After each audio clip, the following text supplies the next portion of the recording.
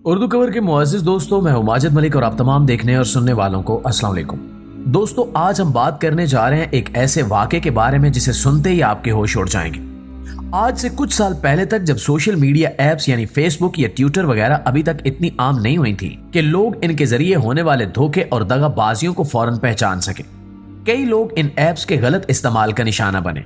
और आज जो वाक़या हम बयान करने जा रहे हैं वो भी इसी सिलसिले की एक कड़ी है।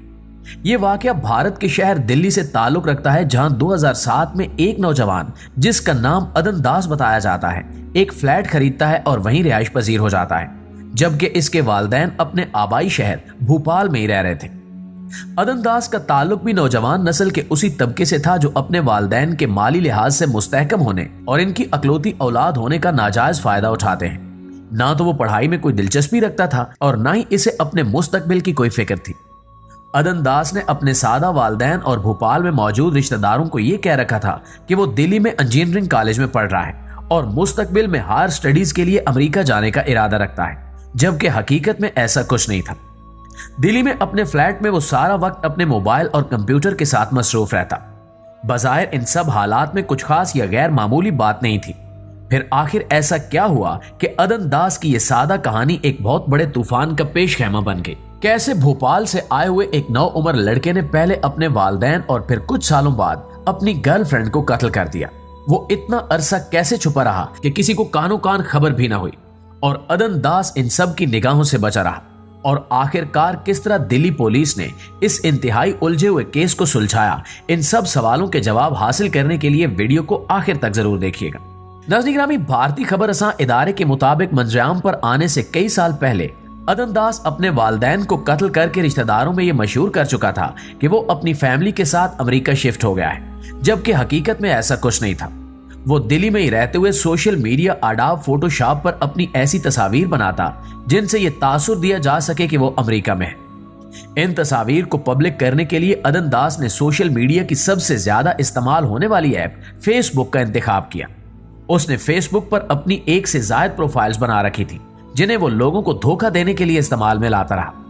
इसकी फेसबुक प्रोफाइल देखने वालों को यह पैगाम देती थी कि वो इस वक्त अमेरिका में है और इंजीनियरिंग पढ़ रहा है, जबकि हकीकत में वो दिल्ली में अपने फ्लैट में अकेला बैठा फेसबुक फ्रेंड्स को बेवकूफ बनाने में मसरूफ था। मुअज़्ज़िज़ दोस्तों, सोशल मीडिया एप्स जिसमें फेसबुक सरे फहरिस्त है, किसी भी इंसान को धोखा देने में मदद कर सकती है, क्योंकि आप कुछ नहीं जानते कि बज़ाहिर सादा नजर आने वाली इस प्रोफाइल के पीछे कौन से भयानक रूप छुपे हुए हैं। यही हुआ भोपाल की अंकाशिका के साथ। उसने फेसबुक पर अदन दास को एक पढ़ा लिखा अमेरिका का रिहायशी नौजवान समझा, चुनांचे उसने फेसबुक पर इससे दोस्ती करने में कोई आर महसूस ना की। दोनों की दोस्ती फेसबुक से बाहर डायरेक्ट ताल्लुक में बदल गई, जहां आकांक्षा पूरी तरह अदन दास के झूठ से बने हुए जाल में फंस चुकी थी। वो खुद एक इंजीनियरिंग कॉलेज में तालीम हासिल कर रही थी और अपने माँ बाप की इकलौती औलाद थी। अदन दास से दोस्ती के बाद आकांक्षा दिन रात उससे बातों में मसरूफ रहती और दोनों ने एक साथ मुस्तकबिल के कई ख्वाब देख लिए। ये 2016 की बात है जब आकांक्षा ने अदन दास के साथ अपने रिश्ते को संजीदगी से लेना शुरू किया और उसे शादी के लिए फोर्स करने लगी। इसी दौरान उसे एक एडमिशन लेटर मौसूल होता है जहां उसे बताया जाता है कि अमेरिकन यूनिवर्सिटी में इसका इंजीनियरिंग में एडमिशन हो गया है। जाहिर सी बात है कि यह फेक एडमिशन लेटर था जो अदन दास की तरफ से आकांक्षा को भेजा गया था। भारतीय मीडिया के मुताबिक ये अदन दास की सोची समझी साजिश थी, जिसका सीधा साधा मकसद आकांक्षा को ट्रैप करके अपने पास बुलाना था। दोनों की प्लानिंग के मुताबिक आकांक्षा अपना सामान बांधकर दिल्ली अदन दास के फ्लैट पर पहुंच गई और यहां से आकांक्षा की बदकिस्मती का आगाज हो गया। कुछ दिन तो अदन के साथ हंसी खुशी गुजर गए। इसके बाद आहिस्ता आहिस्ता इनके ताल्लुक में तलखी और झगड़े बढ़ने लगे। आकांक्षा अदन से अमेरिका जाने के मुतालिक सवाल करती तो वो कोई तसल्ली बख्श जवाब देने में नाकाम रहता। इसी दौरान वो हुआ जिसके बारे में शायद अदन ने खुद भी नहीं सोचा था।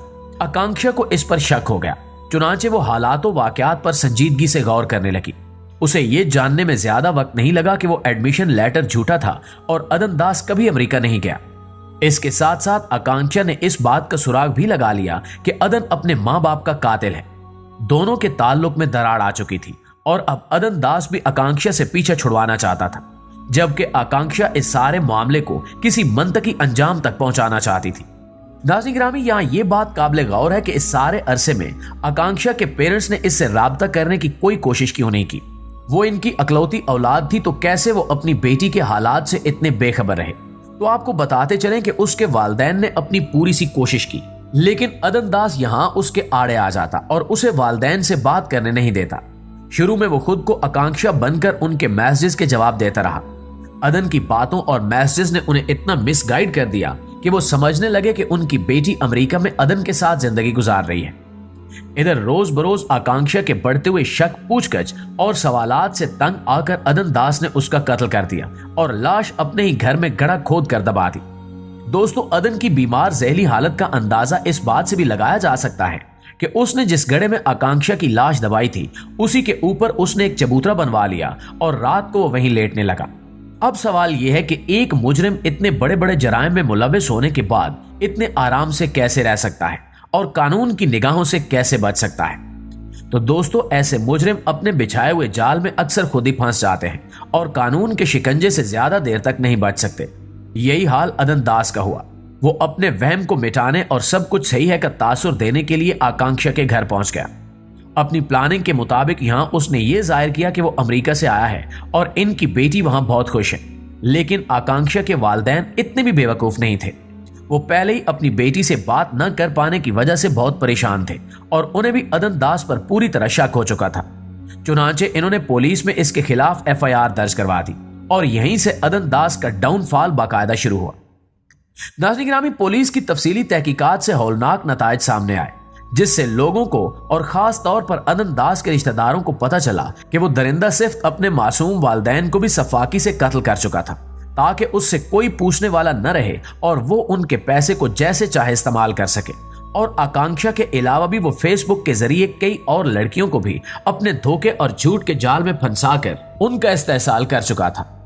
आकांक्षा का कत्ल इस सारे सिलसिले की आखिरी कड़ी साबित हुआ और अदन दास बिलाखिर पुलिस की गिरफ्त में आ गया। लोगों के लिए यकीन करना मुश्किल था कि यह लड़का हकीकत में कभी अमेरिका गया ही नहीं, बल्कि दिल्ली के अलावा इसने कभी कोई बड़ा शहर भी नहीं देखा था। यही नहीं, अपनी तालीम के हवाले से भी इसने कई झूठ बोल रखे थे, जिनमें 1% भी सच्चाई नहीं थी। चुनांचे अदन दास को धोखाधड़ी और 1 से ज्यादा कत्ल के जुर्म में करार वाकई सजा दी गई।